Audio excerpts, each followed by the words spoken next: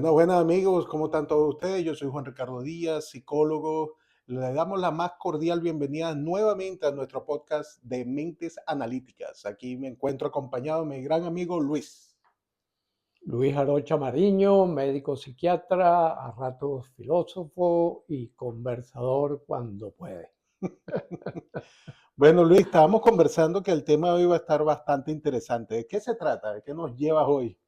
Bueno, hemos estado conversando un poco acerca de eso que se ha puesto un poco de moda el término, se llaman trauma infantil. ¿Y de qué va eso? Este, Cuéntame. bueno, fíjate, la palabra trauma originalmente significa sufrimiento. Mm. Sufrimiento, es decir, son aquellas personas, o bueno, puede ser también animales y tal, que reciben un choque, un impacto poderoso, fuerte, que modifica su estructura. Puede ser un trauma físico, puede ser un trauma psíquico, puede ser un trauma social, por ejemplo, cuando ocurre un terremoto, una tragedia de gran magnitud, o puede ser también un trauma espiritual. Muchas personas consultan por, digamos, un sufrimiento que conllevan a raíz de una experiencia espiritual X, Y o Z. Ahora bien, le pusimos el apellido infantil. ¿Por qué se habla de trauma infantil y por qué está de moda? Porque, bueno, investigaciones apuntan a que durante nuestro estadio, tanto fetal como posteriormente infantil, esa primera etapa, es cuando estructuramos los primeros, podríamos llamarlos modelos mentales de qué es la vida, qué somos nosotros, qué son los demás seres humanos, cómo es que está constituida mi existencia. Y eso va a ser el modelo de referencia sobre el cual posteriormente yo voy a construir la vida. Por lo tanto, siempre va a estar ahí presente como un marco guía, ¿no? Como un marco guía del acontecer futuro.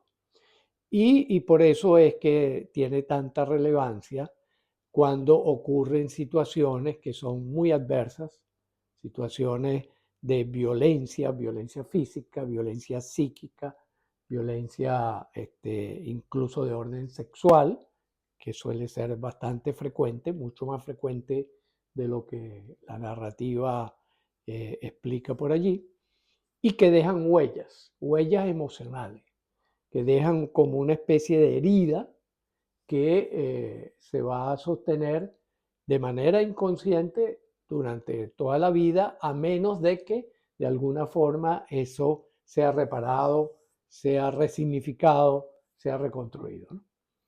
Bueno, yo te comentaba, como decir, tras cámara, que yo había encontrado como una analogía, un paralelismo bien curioso, que es para la línea de ensamblaje de, por ejemplo, un automóvil, ¿no?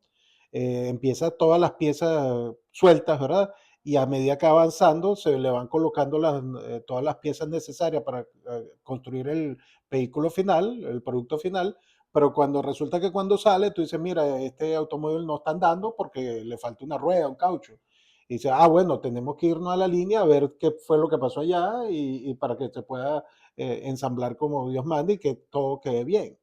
Entonces, pero haciendo este comentario de que prestando la atención a lo que yo llamo el producto final, que es cómo estás tú hoy, aquí y ahora, tiene mucho que ver con lo que pasó en el pasado. Ahorita hay muchas corrientes de psicología que tratan de tapar eso y decir, no, eso no es necesario. De hecho, hasta la misma que yo aplico en la parte cognitiva conductual, ellos casi que ignoran el pasado. No, concéntrate en lo que está pasando ahorita, en la acción, qué es lo que Uh-huh. causa el comportamiento y cómo corregirle la conducta, ¿no? Entonces, pero me parece que carece de eso de que nos brindó Freud bueno, y Jung y todo eso, los precursores del psicoanálisis, de que decir, no, siempre hay que hacer una revisión al pasado porque de ahí podrán venir muchas de las cosas que hoy día vivimos. Y sabiendo cómo funciona el subconsciente, ¿verdad? Esa parte de la mente abajo, que es atemporal, no maneja la línea del tiempo. Todo lo que pasó hace 20, 30, 50 años, realmente no importa hace cuánto tiempo fue, porque para esa mente es como todavía sigue sucediendo, está latente allí hasta que no lo acomodes. Exactamente. Fíjate que me hiciste acordar un caso reciente, hace pocos días, conversando con un paciente. Él me decía que qué le pasaba a la pareja, que de repente entraba en unos estados de ansiedad y él no sabía cómo controlarlo y se le contagiaba la ansiedad a él, ¿no? Un poco, y que por qué pasaba eso, porque es una persona que tiende a ser racional, aunque también pierde los estribos, ¿no? Como es natural. Eh, pero trataba de explicar la cosa desde el punto de vista de su pareja, ¿no? Entonces yo le explicaba que cuando uno es sometido a tensión, uno recurre a lo que ya sabe, a lo que maneja con más perfección. ¿Y qué es lo que maneja con más perfección? Lo que tiene más tiempo en nuestra mente, lo que está ya en ese disco duro, donde está toda la información que nosotros no podemos manejar desde el consciente porque simplemente es demasiado se bloquearía, igual que una computadora, se bloquearía, se colgaría nuestra mente consciente si nosotros intentamos recuperar toda la información que tenemos disponible en nuestras memorias. Pero que en la medida en que va aumentando la presión, las personas vamos buscando hacia atrás ese recurso emocional que nos permite salvar la vida. Y que uno de los ejemplos más sencillo y clarito es como cuando una persona expresa de un pánico, de un terror, adquiere la posición fetal, ¿no? Ujú. Se recoge sobre sí mismo y digamos, se dobla igualito a como estaba en la posición fetal. Se ¿Qué encapsula. significa? Utilizó el recurso más primitivo Ujú. que está en su memoria para protegerse de algo que lo está sobrepasando en demasía, ¿no? O diría Freud, regresión al punto de fijación, Regresión al punto de que fijación. vas a donde Exacto. aprendiste el Sí, sí, primer sí, sí, sí. sistema.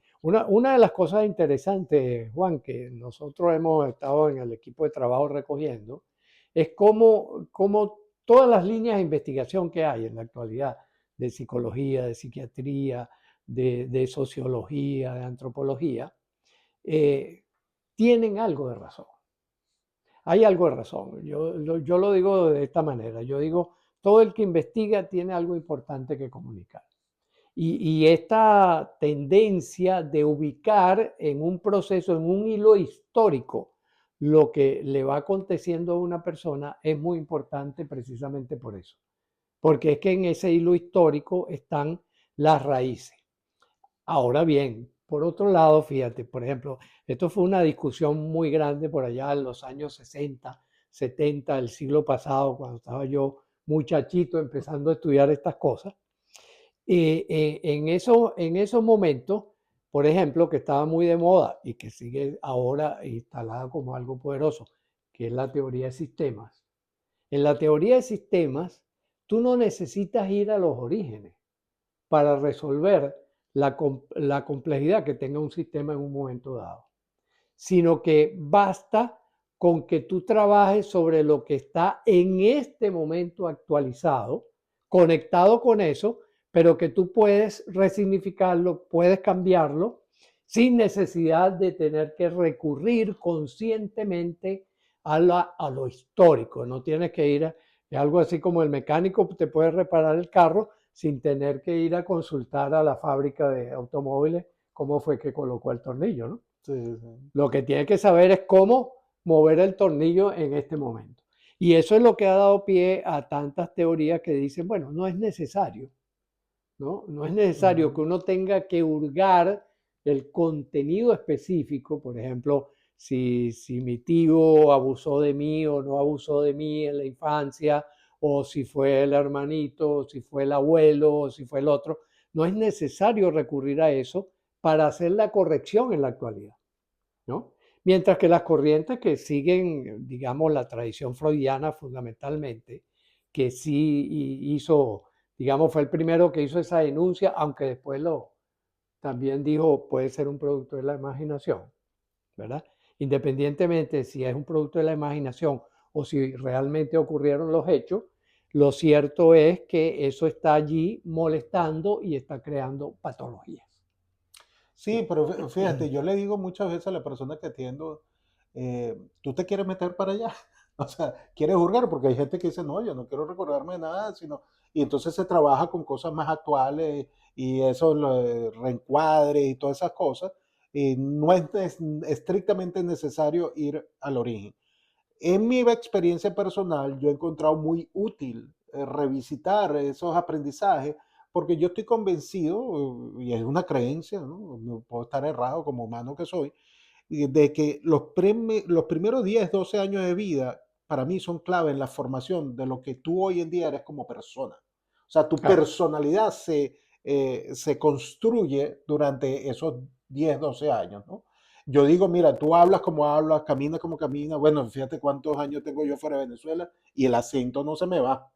La forma como camino, la claro. forma como pienso, todo viene de todo eso. ¿Y qué sucedió durante esos años de niñez y de preadolescencia? Para mí son muy significativos. Y entonces, como el tema de hoy es justamente trauma, también hay que aclarar los diferentes tipos de traumas, ¿no? Tú puedes ser traumado por una cosa, por ejemplo, yo viví un accidente muy feo cuando estaba o sea, adolescente de 14 años. Eso yo creo que marcó mi vida, un Mm, antes y un después. Anteriormente eso también, como todo, mira, hay diferentes tipos de abusos que tú vives, que son traumas durante la infancia, que es cuando, acuérdate que antes la paternidad, maternidad era medio cavernícola, mm, entonces todo se resolvía o a los golpes o a las cosas, entonces ahí pueden haber traumas psicológicos, emocionales, debido a abusos verbales, los mismos abusos emocionales, abusos sexuales, hay muchos tipos de cosas que tú pudiste haber vivido, que a lo mejor a veces piensas, no, pero eso no es trauma. No, ya va, espérate, hay que verlo cómo te marcó. Si en claro. verdad te hubo algo allí que hoy en día te entorpece para seguir adelante y crecer, ¿verdad? Como ser humano, como persona, o si simplemente tu sistema se lo diluyó y no te está afectando para nada, Sí, porque sí. cada caso es diferente, ¿no? Sí, fíjate que una de las cosas que también se han encontrado en esto, sobre todo los estudiosos que han derivado del modelo freudiano, que es ese hilo histórico, que luce bastante aproximado a la realidad, ¿verdad? Es que dicen que hay una contribución social al, al- al- al aterrizaje del trauma, ¿no? Ujú, ¿En qué sentido? Claro, primero el trauma es el sufrimiento. ujú, Nosotros podemos hablar de lo que me traumatizó, que fue el evento o la sucesión de eventos que ocurrieron que hicieron que yo instalara un sufrimiento. Pero cuando el niño está pequeño y es sometido a cualquiera de esos traumas, y en este sentido es muy importante los traumas de carácter sexual, es decir, el adelantar desde el punto de vista de la madurez neurofisiológica un proceso que tiene que ver con el acto sexual, adelantarlo porque un sujeto mayor o cualquier elemento por allí, que puede ser, por ejemplo, una misma película, que puede ser unos comentarios, que puede ser, por ejemplo, lo que llaman el colecho, que es el niño que escucha a los padres teniendo relaciones sexuales y él confunde eso con que hay agresión del otro lado de la pared y que por lo tanto él está en peligro, un peligro inminente de muerte ante ese escándalo que se está formando ahí al lado, ¿no? Que ujú. él no conceptualiza como, bueno, están disfrutando del placer sexual, sino que están agrediéndose y esa fantasía también la puede asumir como un trauma.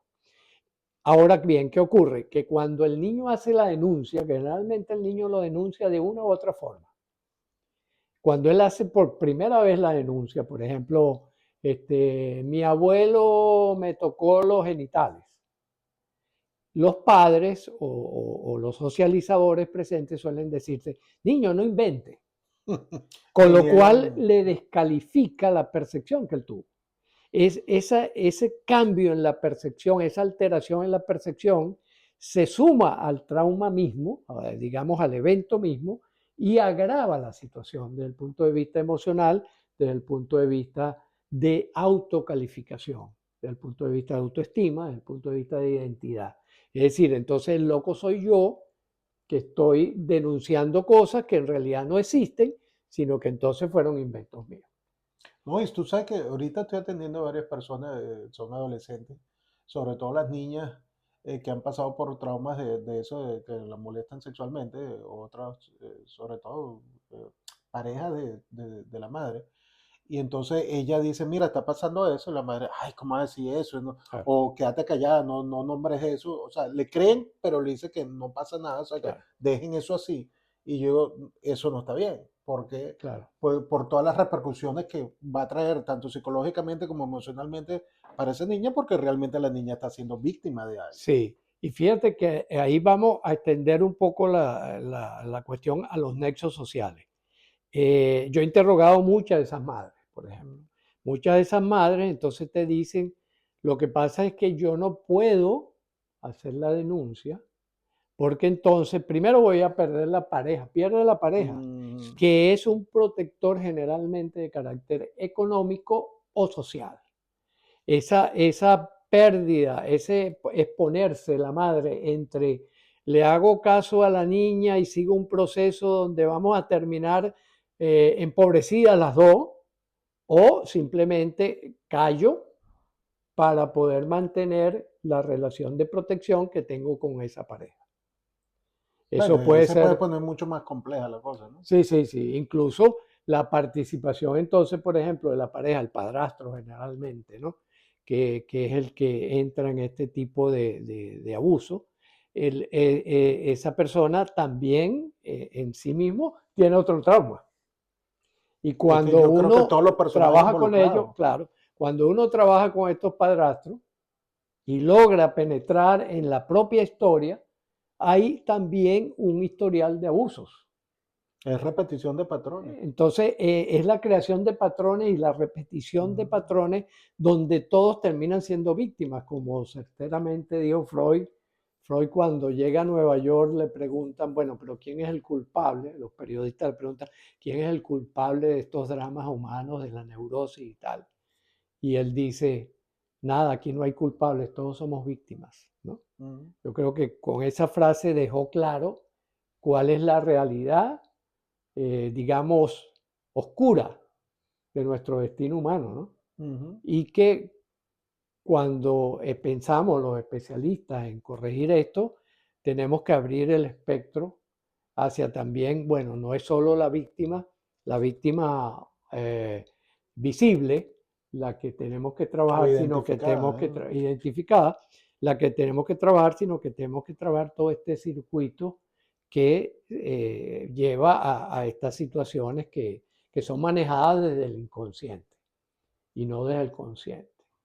No, y que como un engranaje, o sea, porque las relaciones, sobre todo las familiares, funcionan en base a sistemas, y entonces cada uno es una pieza fundamental de ese engranaje. Entonces no es Exactamente. simplemente retirarla, porque es que se tranca el sistema, Claro, entonces alteras el sistema, altera el sistema. lo desequilibra. Es como en el sistema solar, por eso es que se llama sistema Ujú. solar, pero el sistema solar es un sistema de equilibrio.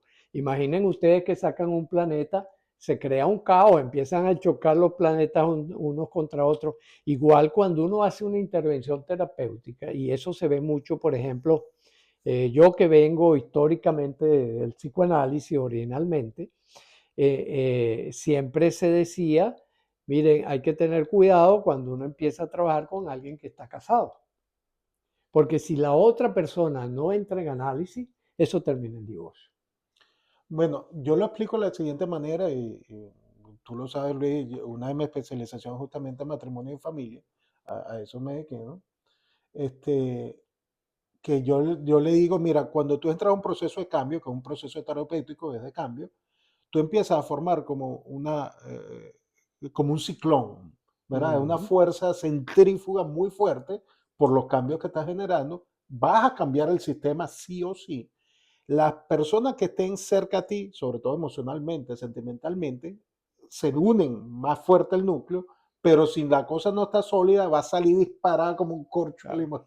Exacto, se Eh, desequilibran las fuerzas centrípeta y centrífuga, Ajá, ¿no? exacto. Entonces O yo le co- digo, claro, es mejor que la otra persona esté al mismo nivel terapéutico que tú, exactamente. porque Sí, si no, eso es se lo rompe el ideal. sistema. Eso es lo ideal. Lamentablemente, yo creo que todavía el término terapia, particularmente psicoterapia, tiene una raya oscura en su expresión social y es una lástima porque en realidad es una oportunidad maravillosa para que las personas mejoren de manera sensible su estilo y calidad de vida, ¿no? Fíjate que lingüísticamente yo he aprendido que suena mejor la palabra entrenamiento. Y por eso yo lo que hago lo llamo entrenamiento vital, yo no lo llamo terapia. Y digo, mira, tú lo que vas a entrar es un entrenamiento de Me cómo gusta mejorar. ese Sí, nombre.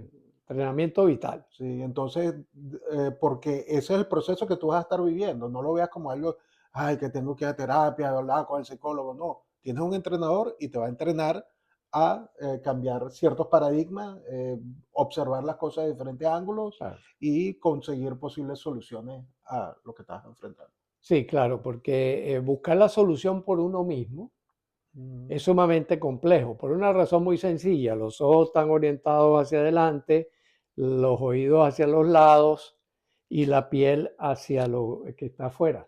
Por lo tanto, es muy difícil que nosotros nos podamos observar a nosotros mismos.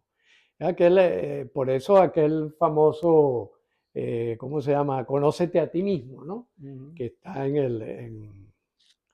el templo de Apolo, ¿no?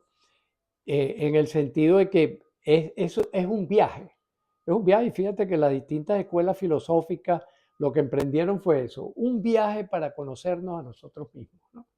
El epicureísmo, el estoicismo, el platonismo, el aristotelismo, todas esas corrientes lo que buscaban era El mí mismo. cómo el mí mismo, cómo me puedo volcar a conocerme. Nos conocemos universalmente a través del otro, Mm. ¿verdad? A El través de espejo. eso, pero a conocernos a nosotros mismos solo delante del espejo. ¿Y qué es lo que es un terapeuta? Un espejo, pero un espejo que tiene experiencia, un espejo que ha recogido los miles de años de esfuerzo de inicialmente filósofo, después científico, después psicólogo, después psiquiatra, después todas esas, digamos, disciplinas que van acumulando información útil para poder vivir mejor cada día. Bueno, y fíjate, combinando lo que hemos venido hablando, cuando tú dices que los sentidos, o sea, la vista está hacia adelante, los oídos hacia atrás, hacia los lados, hacia atrás no tenemos ningún sentido así importante. Bueno, lo que La tenemos al espalda. rabo, pues será para poner las cagadas que hemos pasado con el tiempo. Pero, y entonces eso lo uno con el símil que yo hago al principio del vehículo. Fíjate una cosa curiosa de cuando tú estás manejando un automóvil.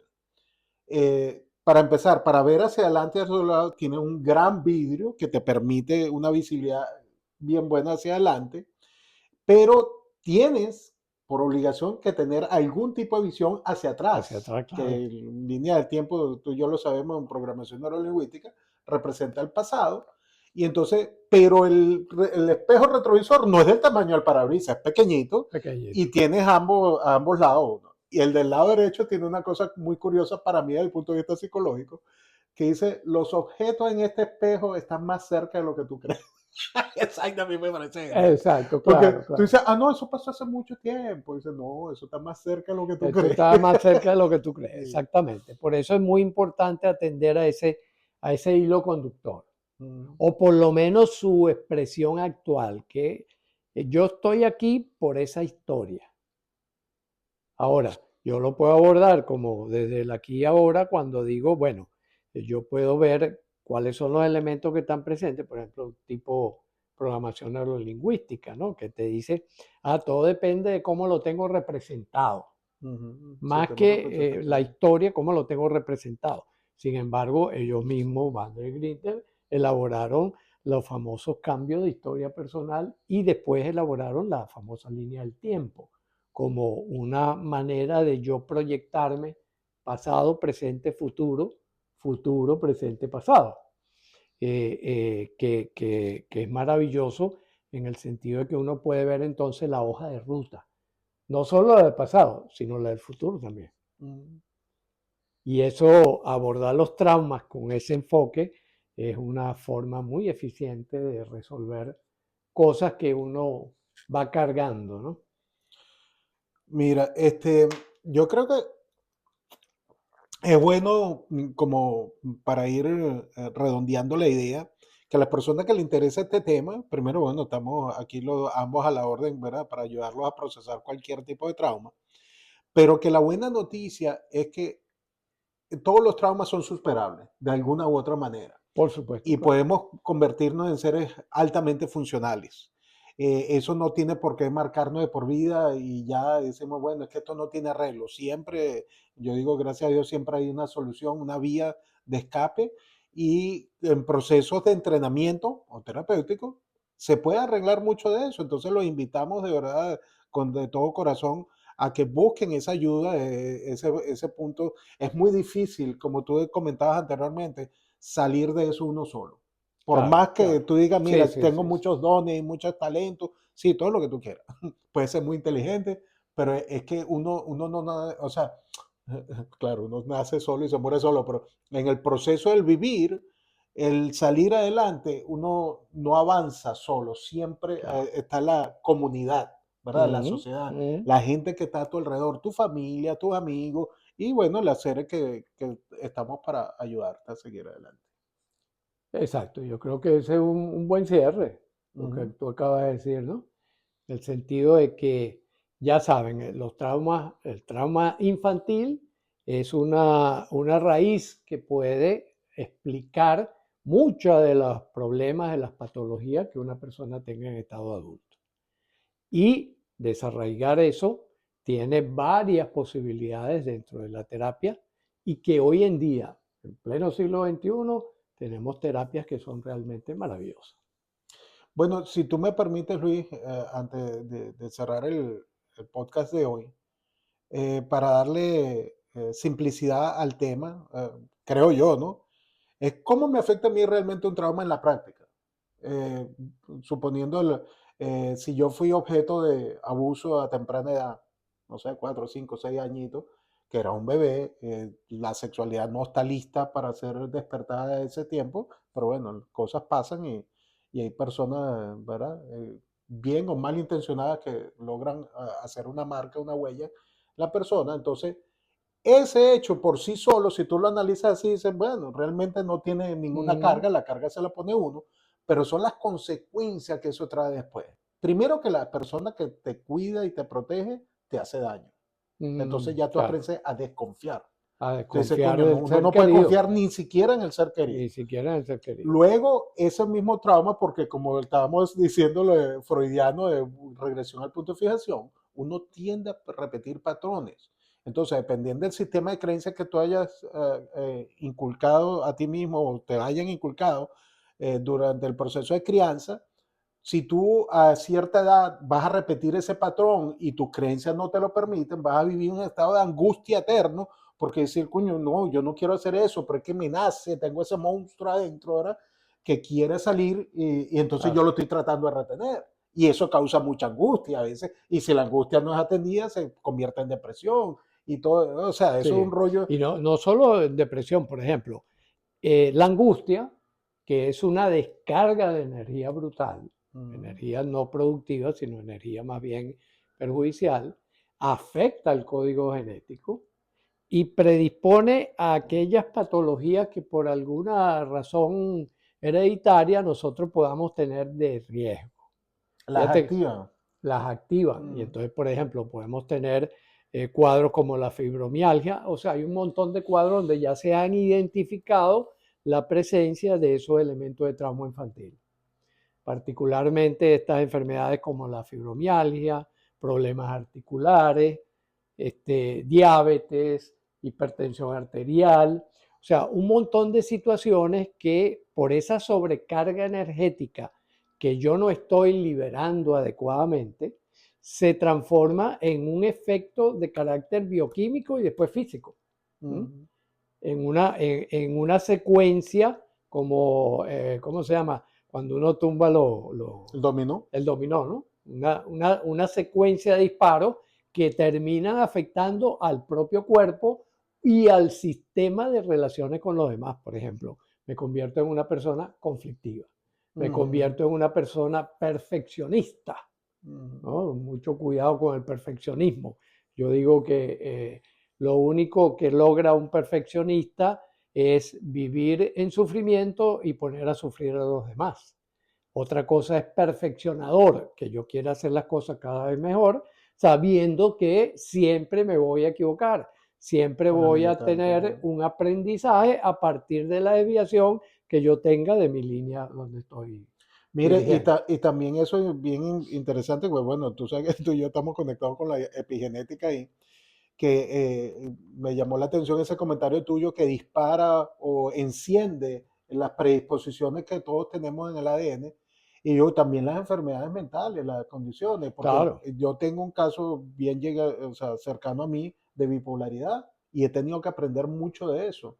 Y entonces, y una de las cosas que he entendido hasta ahora es que la persona, la bipolaridad, yo lo considero como un sistema de defensa del cerebro por esa sobrecarga emocional o esa angustia extrema, dispara claro, muchas cosas. claro, claro. Entonces la persona no, o sea, se cae en depresión por una tristeza muy profunda, no resuelta, y entonces se va para el otro lado, que es la manía, tratando de compensar y dice, no, yo no me quiero sentir así de mal, entonces me voy para el otro lado y está en ese ping-pong Exacto, entre los extremos, ¿no? Y sufre muchísimo, tanto el que la padece como los familiares. Entonces, pero claro, todo puede venir como consecuencia de trauma infantil. de traumas infantiles. Así que la atención hay que ponerla precisamente no en hablar, solo hablar del tema, sino que a la solución es de carácter terapéutico, no es de carácter únicamente judicial o cualquiera de esas Sí, otras sí, medidas, sí. ¿no? Sino que la terapia es fundamental y eso también lo están entendiendo muchos jueces, por ejemplo. Mm, Yo he recibido varias personas que me la envía el juez. mm. Mire, vamos a hacerle terapia a esta persona porque cometió tal delito y yo me olfateo que hay allí elementos de carácter psíquico que pueden estar molestando y efectivamente es así. Sí, sí. Bueno, Luis, ¿te parece bien si dejamos hasta acá? Bueno, sí, por ahora, bueno, yo me despido con la señal de costumbre y Yo igualmente les mando un fuerte abrazo y le damos las gracias por siempre sintonizarnos acá. Les recuerdo que por favor suscríbase a nuestro canal o bueno, si lo tienen en Spotify, en podcast de Apple, también denle likes, denle la campanita, hagan comentarios, que eso nos ayuda mucho a seguir creciendo como canal. Les agradecemos mucho y nos vemos en la próxima. nos vemos. Una niñez sana es la puerta segura para una adultez feliz. Buscando la felicidad a través de otra persona, el peligro de convertirla en instrumento es potente, señaló José Antonio Marina. Por ello, felizmente, sal a buscar con quien compartir tu propia felicidad. Mientras no se integre la complementariedad, las parejas no irán a la felicidad. El individualismo y el egocentrismo conspiran contra el concepto de familia. Lo que llamamos juego infantil en realidad es un trabajo muy serio. Es la manera como el niño adquiere competencias de futuro desenvolvimiento y relacionamiento. Dejemos de tratar a los niños como si no fueran a crecer. La conducta disruptiva de un niño es el reflejo de un desbalance familiar. En el amor, a mayores exigencias, peor pronóstico. El alimento básico del amor es una sana convivencia consensuada. La mayoría de los padres actuales suelen llegar tarde a la educación de sus hijos. Autoridad firme y suave, estable y magnánima es una gran clave en la formación de los ciudadanos desde pequeños. Padres, tratemos a nuestros menores como si fuesen a hacer caso, sabiendo que todavía no están listos para hacerlo.